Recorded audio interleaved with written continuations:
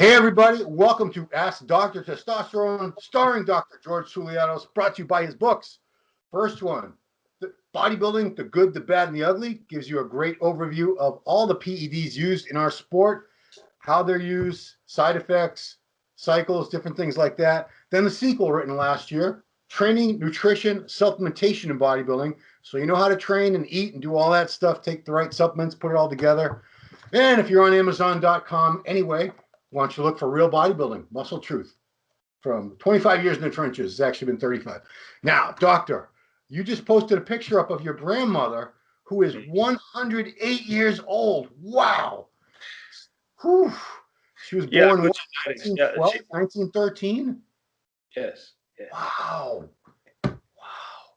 Have you played a part in helping her reach this age?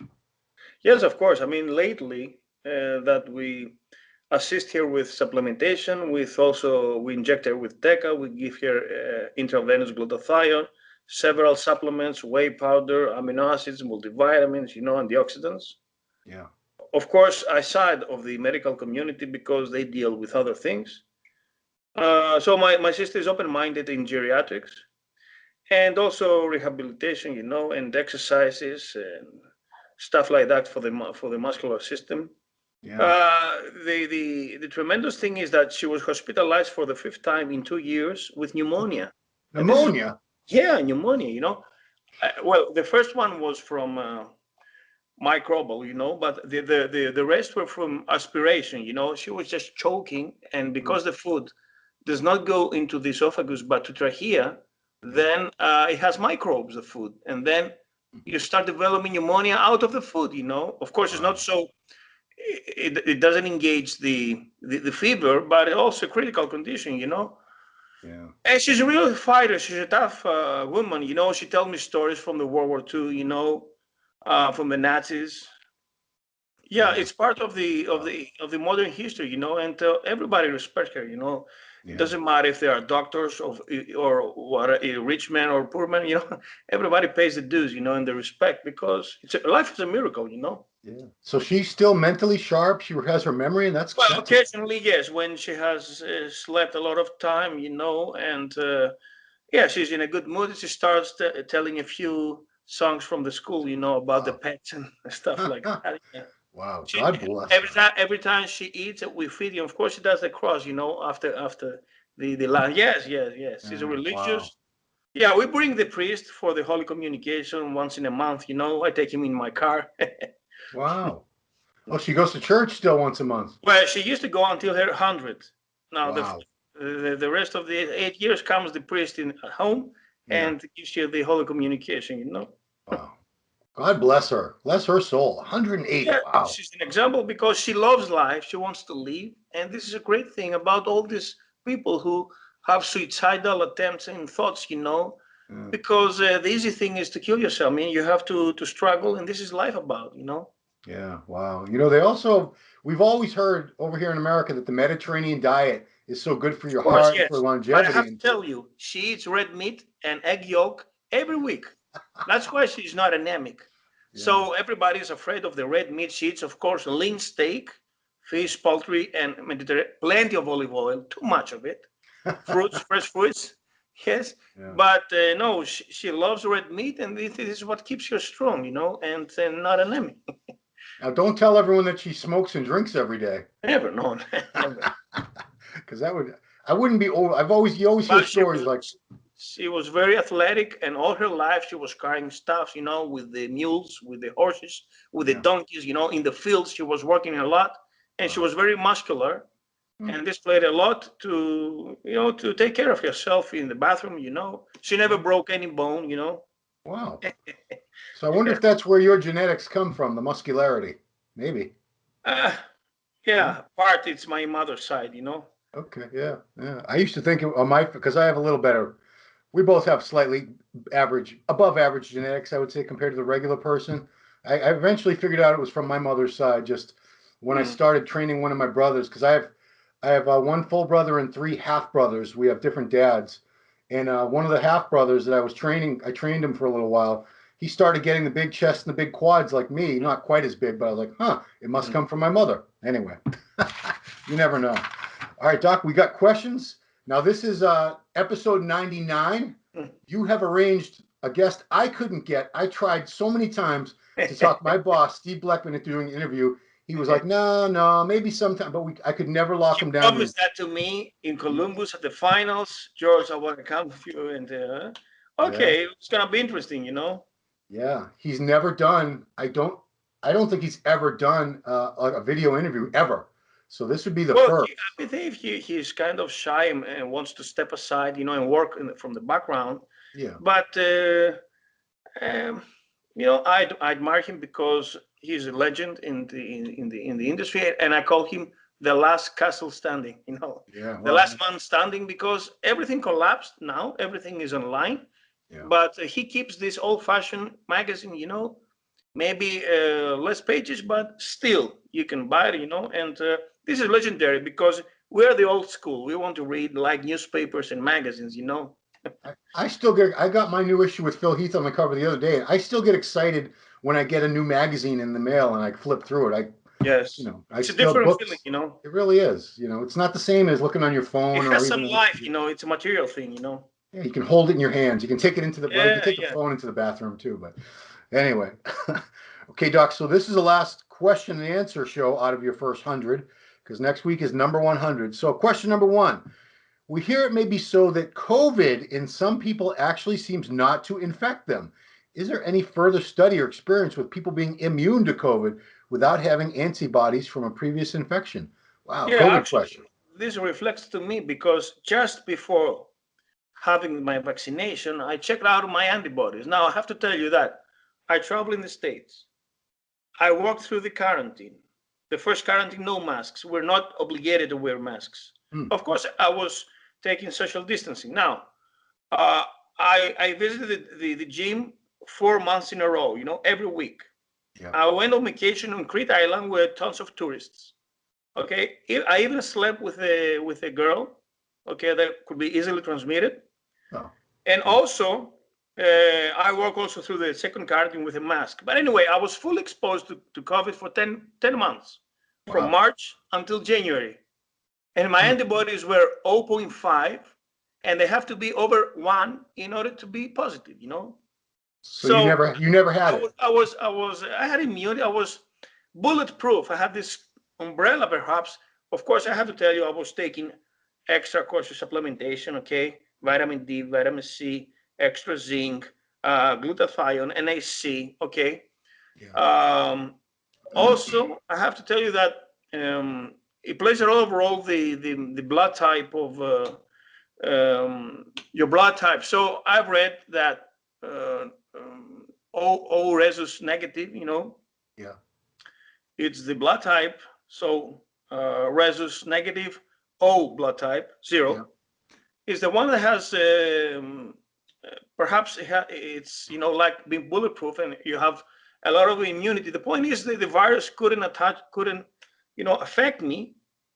Now, the other scenario is perhaps allegedly I had an infection during the summer. Now the antibodies go downhill, but this is not so, you know, so dominating this scenario. So I guess the blood type plays a lot of role, and of course, your own immunity. If you take those agents, and I have to tell you that testosterone, optimized testosterone, has a better prognosis in the storm cytokine of the COVID, you know, infection, and also growth hormone proliferates T and beta cells in the thymus gland that play a role in the immunity. Yeah. So is it negative? O negative, you think, is the blood type that? Because I'm hearing more and more about that a certain blood type seem to have. I wonder if that's my blood type, because I think I don't want to jinx it, but I think I might be immune because I've been exposed. It's a global donor. It's the most precious, you know, and you only get transfused from the same blood type. So we can give to everybody, but we can take only for us. Okay. So it's kind of rare, you know. I'm going to find out. I think that's my blood type because, like I said, I've been exposed to a few people that had COVID and they were infectious, like Milos and people before that I could go on and on about. So maybe I'm immune. I don't know. All right, let's get back to steroids. Steroids. That's all people want to know about. So a question about sublinguals, taking orals sublingually. He says, I remember Dr. T mentioning it several months ago, and I did it with my Anadrol. It seemed to work fine. It definitely got in your system faster. Okay, so it means it gets in the system faster. What I found out is that the way Rawls designed it needs to go through your liver that first pass. The way I understand it is if you take it sublingually, you lose 20 to 30% of the compound. Is there truth to this? No, actually, it's the opposite. When you use something sublingual, it enters rapidly to the circulation as it was injected into the bloodstream. Oh. So it resembles the parenteric, the injectable form, because it passes one time through the liver. Okay, in this way, it's less toxic to the liver. Perhaps 20% less. Yeah. So if you want something rapid to get with your lunch, even if it's melatonin, if it's not nitroglycerin, Yeah. if you want to sleep, if you have a heart attack, you just take it sublingually. If you have a diabetic coma, they put sugar underneath your tongue because of the sublingual here, the vessels, Yeah. and it's rapidly absorbed like capillaries over here. So you're saying that also if you take a pill, you will lose some of it through the digestive process, but sublingually you don't. Yeah, exactly, precisely, yes. So it sounds like all orals, we should all be taking them sublingually, not swallowing the pill. Better because Bill Welling said that 30% of the anavar is found in the urine. No, it's wasted. So imagine that anavar is also 17 alkylated. That means it's very sustainable to the liver process. Gotcha. Okay, that's a good lesson. Okay, here's a metformin question. Dr. T is saying not to use metformin whilst on human growth hormone, but in his book, he's connecting them both in one of the cycles. I understand it's a matter of time to discover new and better solutions. My question, is there a better alternative to metformin to use while cutting, such as berberine or Vanadil? So actually, I'm taking also metformin along with my G8s. The point is, if you are paranoid and obsessed about muscle growth, allegedly you cut off your IGF-1 or mTOR levels with the metformin. But I wouldn't care about this unless I was an IFBB pro, Now, I'm using metformin, of course, to avoid insulin resistance. Now, in order to avoid also insulin resistance, you have to be low in sugars, low in simple carbs, plenty of fiber, complex carbs, plenty of animal protein, essential fatty acids, and take alternatively to metformin, berberine, chromium picolinate, vanadyl sulfate, in order to mimic and kick your own insulin, Yeah. Okay, cool. Next question. I'm surprised you didn't ditch this one. It's kind of long. So here we go. Okay, big breath. I introduced 1,000 IU of HCG twice a week for a total of 3 months, along with my TRT, 125 milligrams of test, in order to boost my fertility.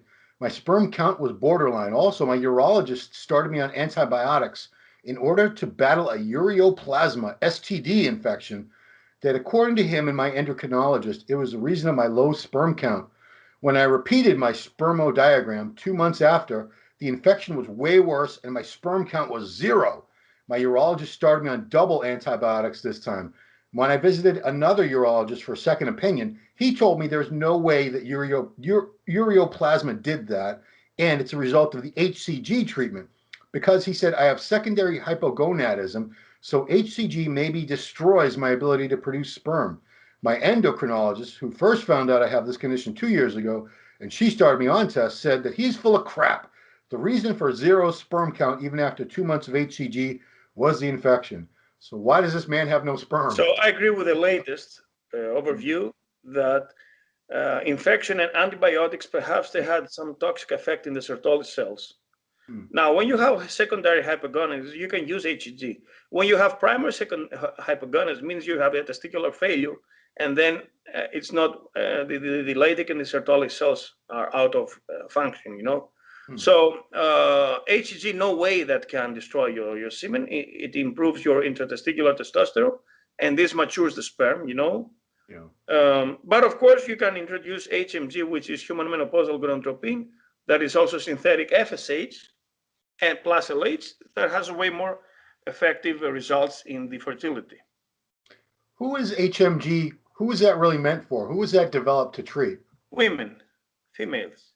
In menopause? No, for fertility, for IVF. Oh, okay. Because I heard menopausal in there. I'm thinking, oh, maybe menopausal women need it. Menopausal women get into HRT in order to have back the menstrual cycle and be able to have intercourse. So they put women in menopause on a little bit of testosterone?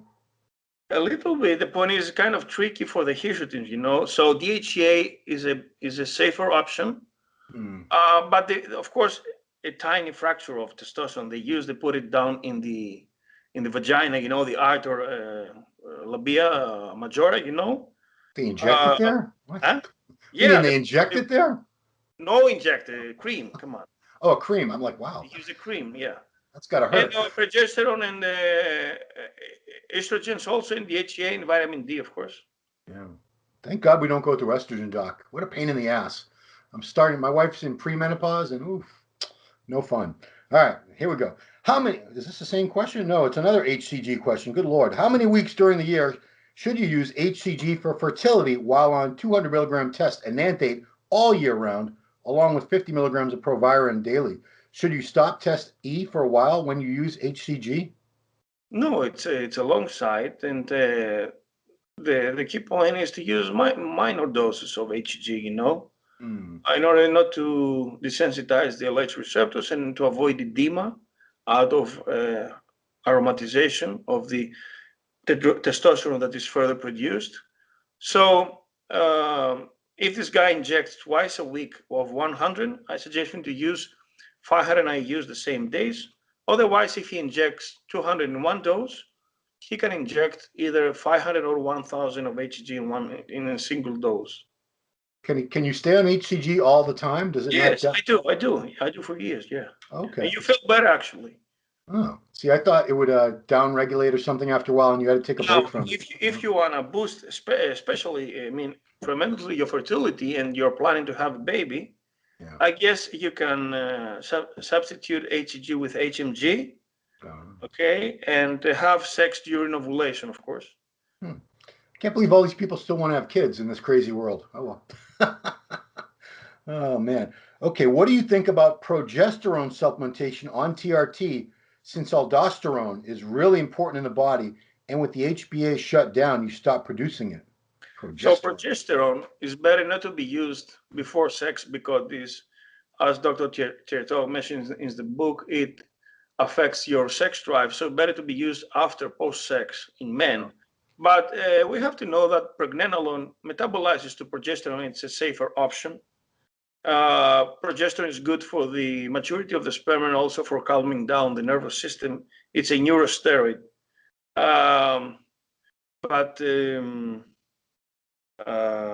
What was the? Well, he said, what do you think about progesterone supplementation on TRT? Yeah, about the aldosterone, he says this is not true because aldosterone is stimulated when we take steroids. Okay, it retains sodium and water. Aldosterone also is stimulated when we cut off from table salt as a negative feedback, and is stimulated and is stop being produced when we eat salty foods. You know, so it's the opposite effect. Yeah. Doesn't mean that if you take testosterone you don't produce aldosterone. You know, it doesn't affect this kind of pathway. Besides, you know, you have to know that aldosterone is a corticosteroid and actually is a mineral corticosteroid. It's not a steroid like testosterone, you know, or an androgenic steroid like DHT or DHEA, you know. Yeah. So no fear about the aldosterone, you know. So why do people take progesterone?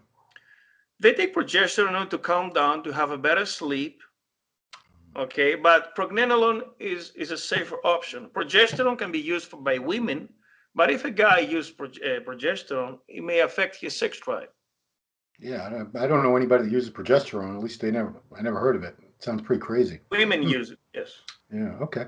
Next one is, I plan to start for 2 weeks, 20 milligrams Anadrol, 25 milligrams proviron on a calorie deficit to lose some fat and improve my insulin sensitivity. Then I will continue with 2 weeks, Anadrol 50 bulking. And after those, just 2 weeks, guy. And after those orals, I'll have 5 weeks test enanthate about 300 milligrams a week with 10 milligrams Anadrol and proviron with cardio in the morning, 25 milligrams Anadrol before training, Last week, I'll go to just Anavar and Proviron again for 1 to 2 weeks. So being short half-life drugs to start my PCT. Does this make sense, or you think a standard cycle all 10 weeks with test and Anavar would be better? It's kind of complicated here, Yeah, seriously. Why the guy doesn't use from the beginning, testosterone and Anavar, and Proviron, then he introduces testosterone later. It's kind of confused, 2 weeks, 2 weeks, 5 weeks. Yeah, I mean, Yeah. I guess he wanted to make it complicated, but I guess he just wants to see. He's kind of confused here because I'm going to talk about this. For 2 weeks, he wants to go lose some fat, and then 2 weeks after that, he wants to bulk. You can't. It happens at the same time, when you bulk, you build muscle, you become a little bit of leaner. Of course, you need the caloric surplus, but it doesn't mean that in 2 weeks you're gonna cut the fat and then you're gonna go and bulking. This is so short, the schedules. And actually, man, with testosterone, you're gonna burn some fat more effectively rather than using just Proviron. But take it easy and decide one step at a time. If you want to lean out, do a 3-month process. If you want to bulk, the same. It doesn't work like this. Yeah, this flip-flopping back and forth. 2 weeks, I'm going to get lean. 2 weeks, no. The body doesn't like to be. You can't trick the body like that. It just doesn't work that way. Yeah, the reasonable process is you get bulkier and then you save the muscle and you kill the fat. Yeah, I mean that's you how don't become leaner and then you become bulky. It's strange. Yeah, I mean, just I would say the same thing. Make up your mind, sir. Take a couple months, 2-3 months to put on size. The only case could be is that after a contest you rebound, and from being lean you want to add some muscle. Okay. Yeah. So after the cutting period comes the bulking phase, but this is another story. Yeah. It's the way we've been doing it in bodybuilding for about 50, 60 years. So I think it must work. Our final question, growth hormone. Oh, I love the growth hormone questions. I'm 50 years old and thinking about using human growth hormone just for anti-aging, better skin, hair, and joints. Would 1 IU every day be enough for that? I worry about cancer since there have been many relatives on my mother's side that have had it. So first question, would 1 IU a day of growth hormone do anything for you? Yes, slightly increase of IGF-1 within optimal range. IGF-1 is not spiked. Perhaps you can add 1 a.m., 1 p.m. and then measure your IGF-1. This is a critical point, not to be super elevated and prolonged time, but also it matters your tumor markers, CEA, AFP, CA 19.9, and PSA, but also if you smoke, if you drink, if you eat a lot of garbage, because they increase inflammation. Of course, yes, genetic predisposition plays a role, but also these factors that I told you play also a role. Taking a lot. Right. Would that low a dose, 1 or 2 IU a day, would that be enough to for rejuvenation? Yes, but not so effectively for fat burning. What about for cancer though? Would it put you at risk for cancer? Well, for cancer, we need. Listen, it's forbidden and it's not indicated to use GH while on cancer. Okay, because like you feed it.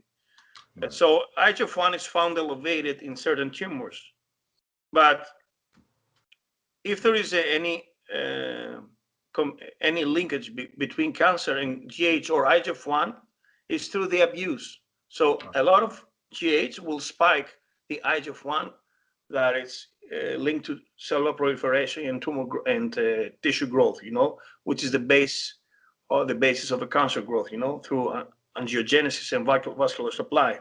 So as long as you have the IGF-1 below the highest optimal range, it's a safe thing.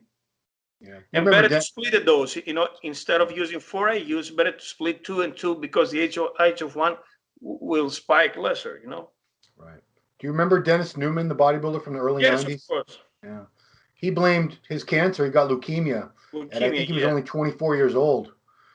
He blamed it on the growth hormone because he said that was the first time I ever took growth hormone. And then within a year, he had leukemia. So who knows? I remember this posing he had in the Nationals, NPC. He got his pro card, I think, huh? Oh, yeah. He would have And been he great. had a very good face, like Clark Kent look. Yeah, he had looked like a movie star. He had perfect structure, perfect Yeah, shape, round muscle bellies, small waist. I think good pose. Yeah. he would have been one of the best. I don't know if he would have been Olympia or Arnold Classic winner, but he would have been up there. No doubt in my mind. No doubt. Yeah. He managed to beat this. He recovered. Yeah, he's fine. He's on Facebook. I see him posts, and I met him. I've only seen him once in recent times. It's probably been almost 10 years ago, but he's healthy, he's fit, he's And he was muscular. Mr. California first, I think. Yeah. I mean, I knew him from the start because we're the same age. He's like 2 months older than me. I knew him he was one of the first people I met out in California 30 years ago. He I was went out. big, about 250. Yeah, he competed around 245, 250. He was like 6 foot. Yeah, looked like a movie star. He had it all. Yeah, Dennis. Anyway, By the doctor, way, good interview with Milos, eh? We oh set it yeah, up. yeah, that did it. And it was cool because I thought you guys were going to start arguing about insulin and No, man. It's so get heated. comprehensive. Milos is like a river, He never stops talking. Yeah, I would love to get a show with Milos, if you're listening, because I could talk to him all the time because he has stories. He's a smart guy and he has a million stories from all these other bodybuilders in the 90s and everything and 2000s. Yeah, and when he was a kid, he's got the similar background. He was supposed to be a doctor. That's what his parents wanted him to be. His dad was a psychiatrist and his sister is internal medicine. Yes. And I think his mother is a doctor too. Mm. I think so. Well, so he's like the disappointment of the family because he didn't become a doctor. Perhaps right? Steve can include him in the magazine, a columnist. Yeah, we're talking about it. We're talking. We'll let you guys know when we have some news on that. But we're working on it behind the scenes. Don't worry. Well, that was show 99, Doctor. Wow. So that's that's not more than 2 years because there's 52 weeks in a year. But it's been almost 2 years. Wow. Time flies. Seems like we just started this thing. Jeez. We never missed a week. We've never missed a week. Yeah. Straight. It's crazy. Yeah. So thanks for always accommodating with your schedule because it's, for you guys that don't know, he's 8 hours ahead. Greece is 8 hours ahead of my time zone. Is it 7 now? Yeah, over 1,000 questions answered. Yeah. Yeah. Wait, you're only 7 hours different? Seven from the East Coast. Oh, when we change the clocks, though, I think it's 8 hours. It's 7. Italy's 6. Oh, because we do the show at 8. 5. Hmm? Yeah, but it's 8 in the morning for me, and it's always been like 3 p.m. for you, so that's 8 hours. No, right? It's 3:30 in the afternoon here.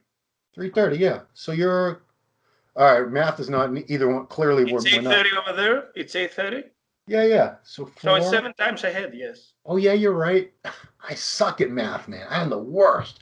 Oh, I better stop. But actually, when we change the clock, yeah, you change the clock a week later. So for a brief period of time, for 1 week, we are 6 hours different. Do they do that? Do you do that twice a year like we do? The clocks forward and back? But actually, it's gonna become only one, and we're gonna keep the summer time, I think. Yeah, we need to get rid of that. It's like that's from the farming days. We don't have an agricultural based society anymore. There's no need for that daylight savings time.